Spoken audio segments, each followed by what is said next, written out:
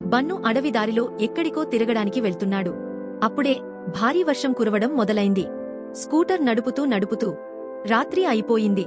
కాని పాపం అతని స్కూటర్ కూడా వర్షంలో పాడైపోయింది. అతనికి ఇష్టం లేకున్నా స్కూటర్ అక్కడే వదిలి వెళ్లాల్సి వచ్చింది. దారిలో అతనికి ఒక టీ స్టాల్ కనిపించింది. బన్ను వర్షంలో టీ తాగుతూ ఆనందిస్తున్నాడు. అప్పుడే ఎవరో అతని స్కూటర్ తీసుకుపోతున్నట్లు కనిపించింది.